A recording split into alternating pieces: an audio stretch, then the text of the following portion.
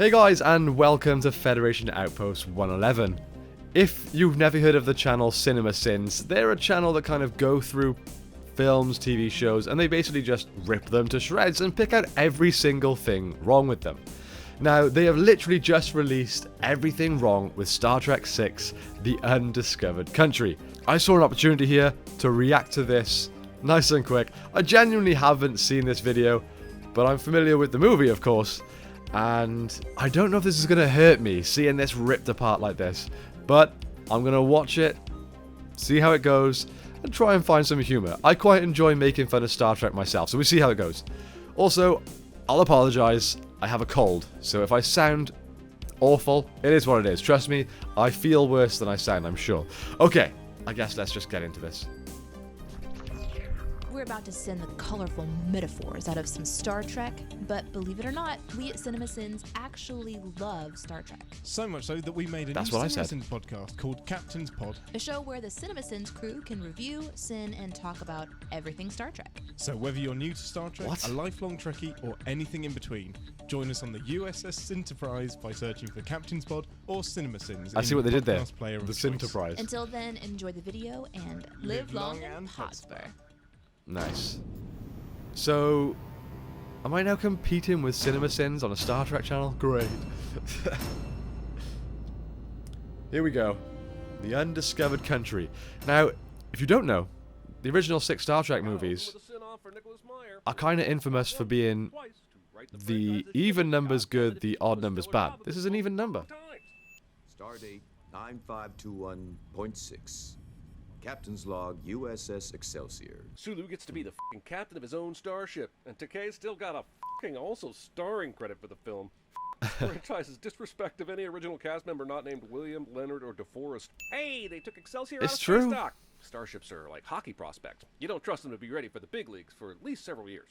We're heading home under full impulse power. Why, though? I mean, sure, they only go up to warp 9 when the hits the fan, but warp 2 or 4 should be no problem. This is like driving home from vacation at 10 miles an hour. I love how it's also a very good point. Schematic drawing of itself on the bridge. There's probably a small arrow with text pointing to the bridge saying, "You are here." Let's pause and discuss this. Dude here has brought a device with important information for the captain to see, but that device is huge. Looks like an action figure box. He brought a whole ass board game to show Sulu the latest weather reports. This is a far future. Shouldn't this device be super tiny? Shouldn't the information be displayable on the main screen?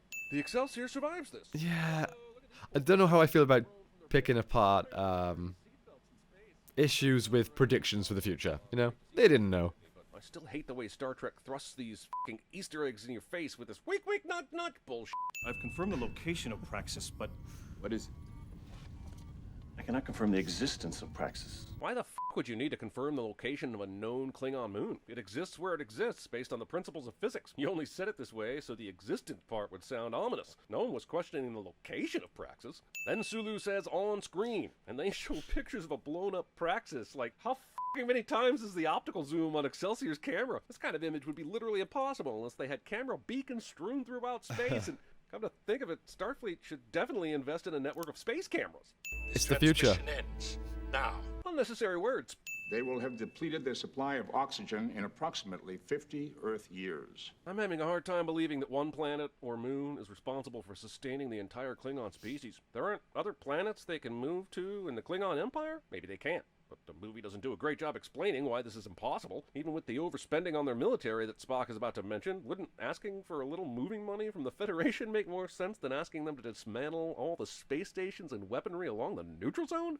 Negotiations for what? The dismantling of our space stations and star bases along the neutral zone.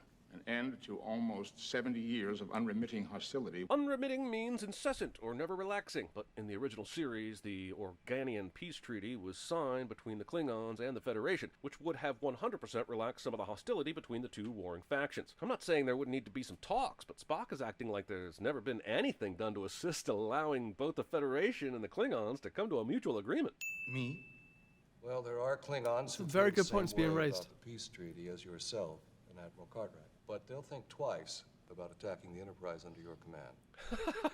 What? Kirk is one step away from retirement, and these movies' beliefs that Kirk and his crew are the only ones capable of stopping whatever big bad comes Starfleet's way says a lot more about the lack of an ability to recruit successfully than it does about how great Kirk is at manning a starship. Also, why does the Federation think Kirk being at the helm will stop the Klingons from trying to attack? The whole f***ing reason Claw attacked the Enterprise in Star Trek V was because Kirk was at the helm. This logic is bullshit.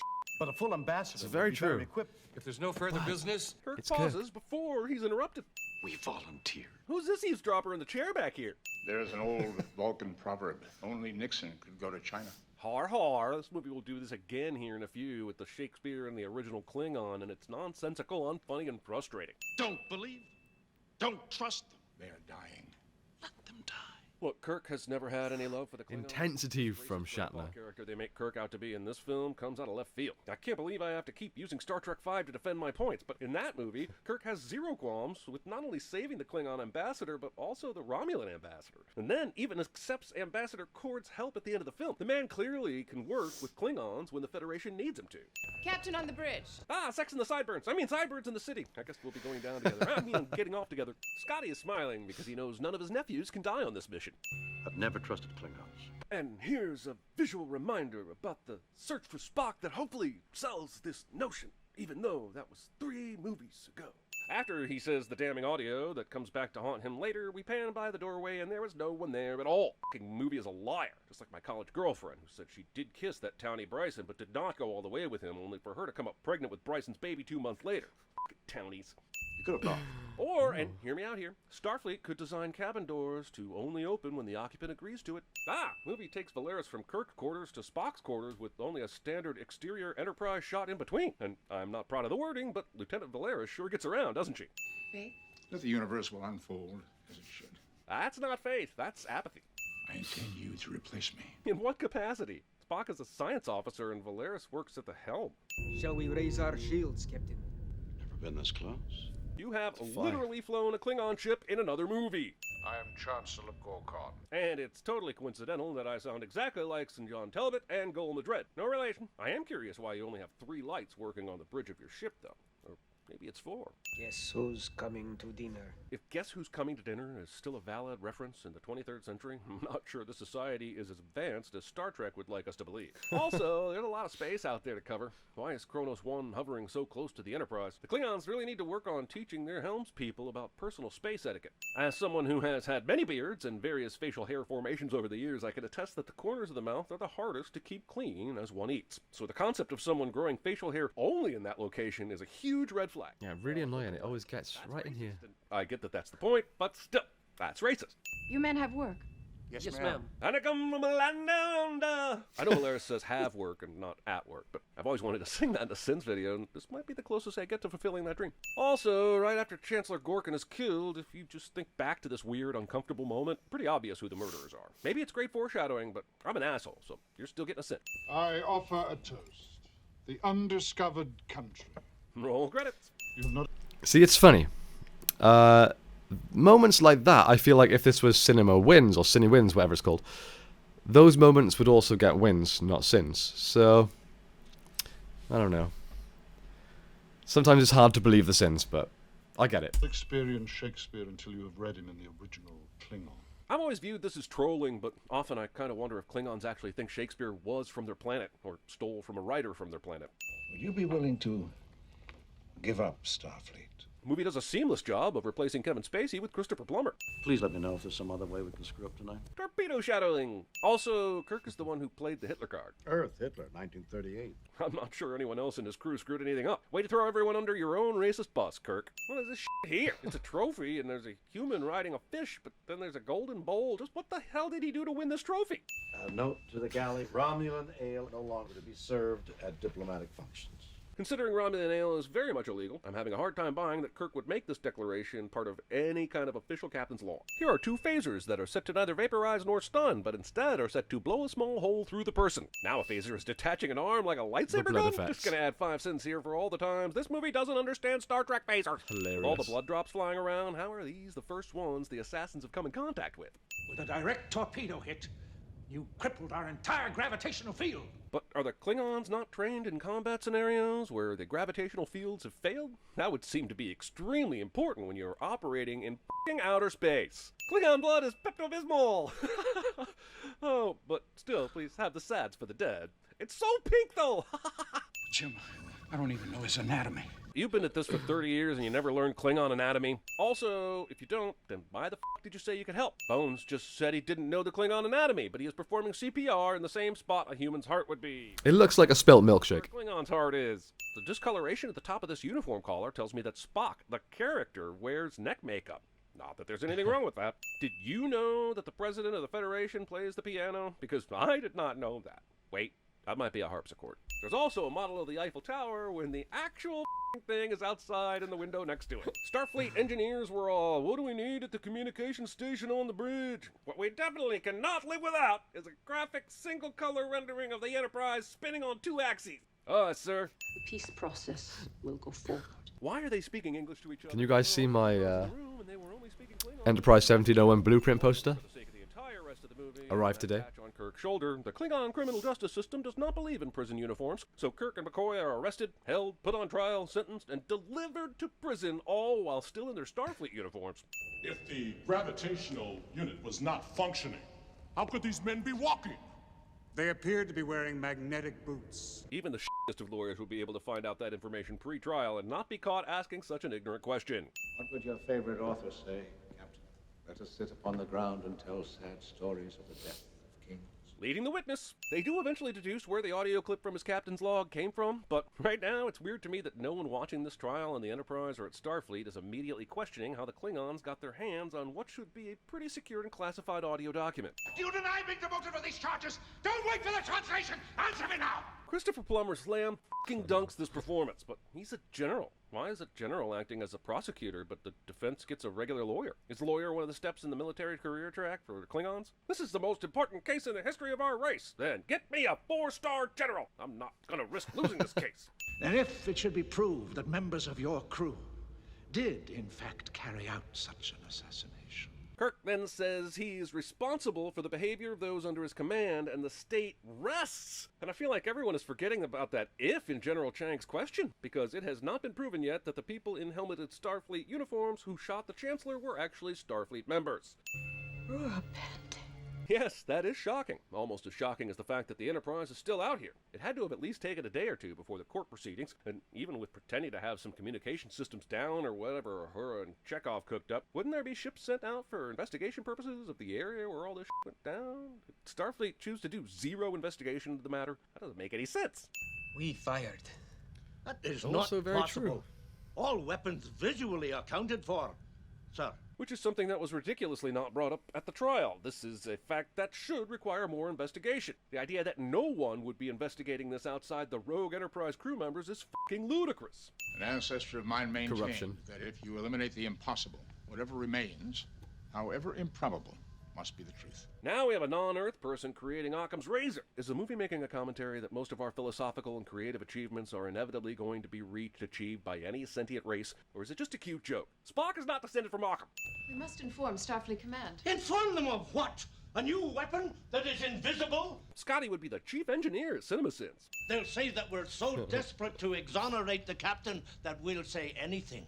And they would be correct. We have no evidence. But you so fucking do have evidence. You have visual evidence that no torpedoes were fired from the goddamn Enterprise. Maybe that could be disproven if someone poked around enough, but it's still goddamn evidence. This is legitimately some of the worst That's a things big I've ever sin. seen. These are instant Plot mashed hole. potato flakes. I realize snow isn't easy to fake, but you wrote the script here, not me. This guy died in like 20 seconds of exposure to the surface, but all these prisoners have been out here walking for who knows how long and standing here getting lectured with their faces completely exposed. This will help keep you warm. Weed is legal in fucking Klingon prisons? Can I move to Rurapente? Klingon weed's gotta be off the rails good. Why are there chefs in here preparing roasted turkeys and soups? Yes, the replicator didn't come about until Next Generation, but the original series still had food synthesizers that created food cubes, and the animated series in the 70s had fully realized-looking meals coming from the synthesizers. My point is, Starfleet is absolutely wasting money having a full kitchen staff on Starship preparing traditional 4-course meals and shit.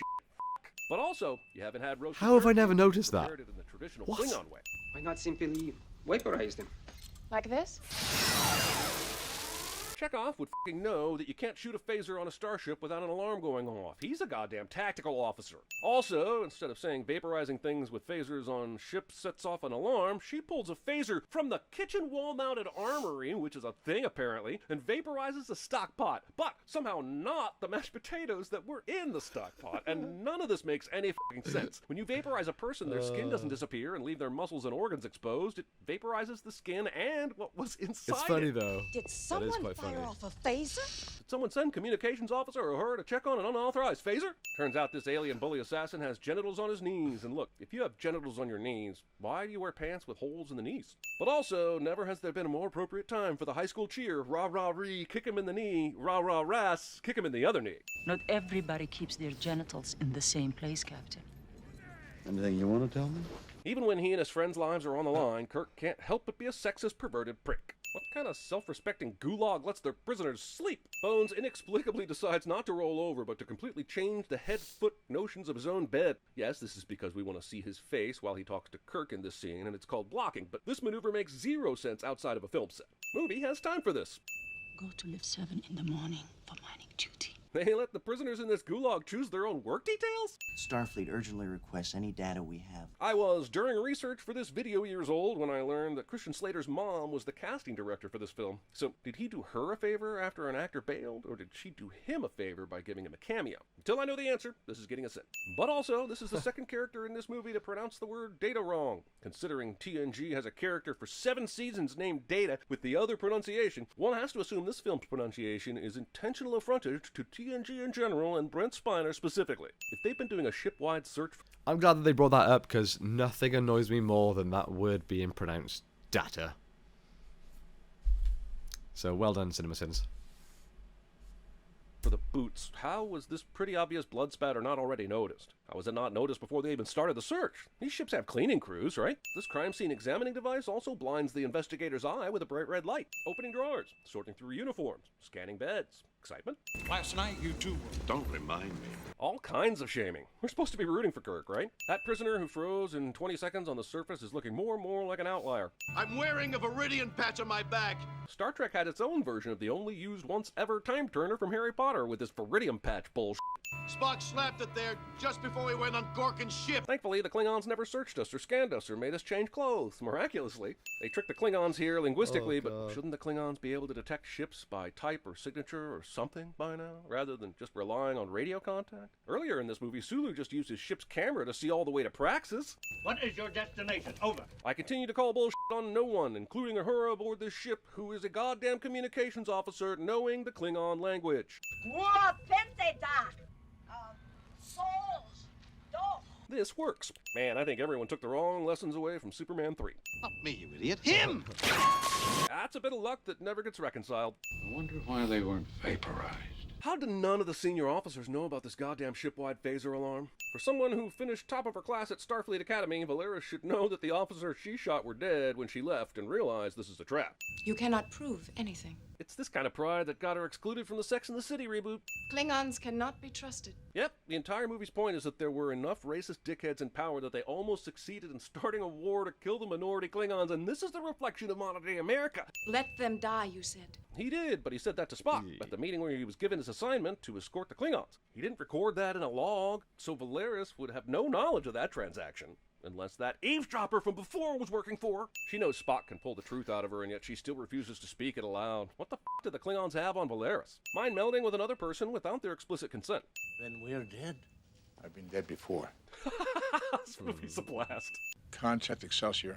She'll have the coordinates. You knew that, but you still wasted the last few minutes trying to break Lieutenant Valeris. If the CGI for Camp Kittimer is going to be so shitty, why not use a real Earth building with impressive construction incorporating nature? Dozens of those actually exist. I can see you, Kirk.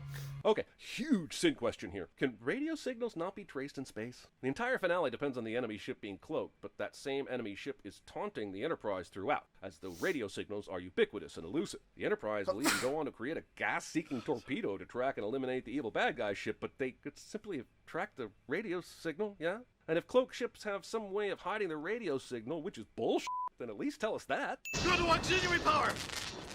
Auxiliary circuits destroyed, Captain. Then why aren't you all dead? This is just technobabble about shit that has no ultimate bearing on the outcome of the story, but is only intended to cause the audience to worry. What about all of that equipment we're carrying to catalog gaseous anomalies?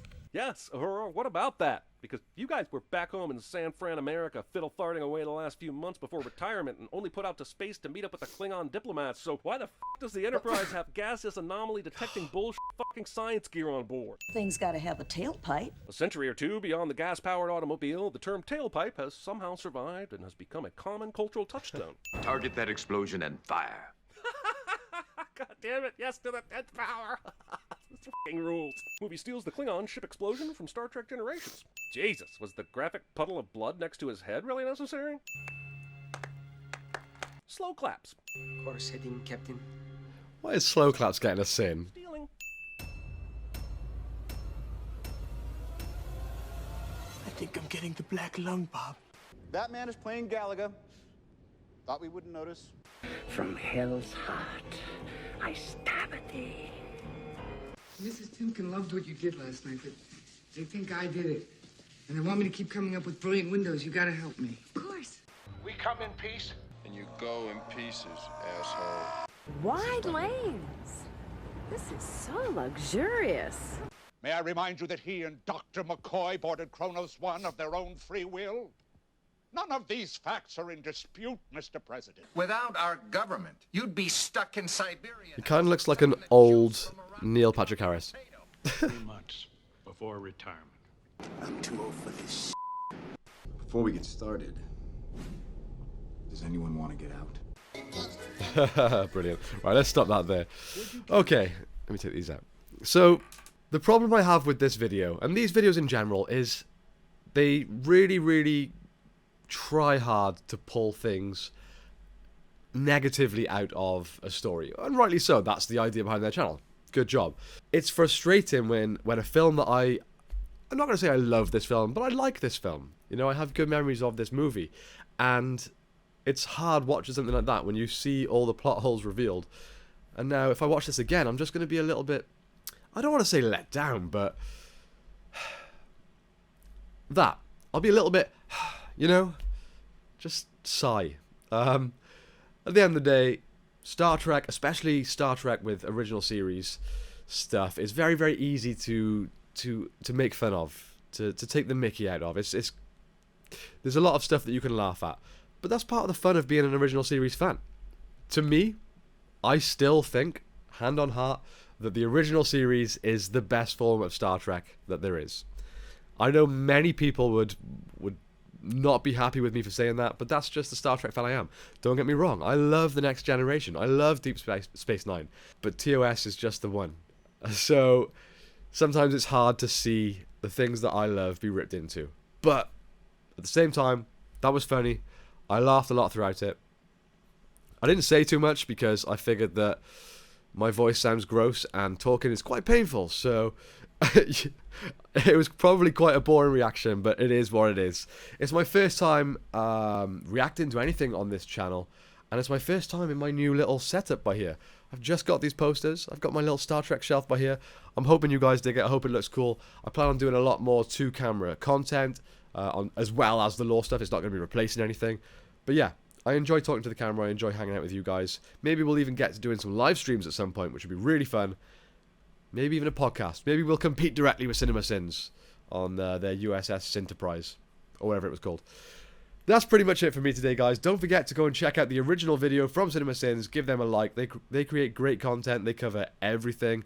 They have ruined some of my favorite movies for me. It's great. Definitely check them out. But also check out I think it's CineWins, like the opposite version, right? You should definitely check that out too.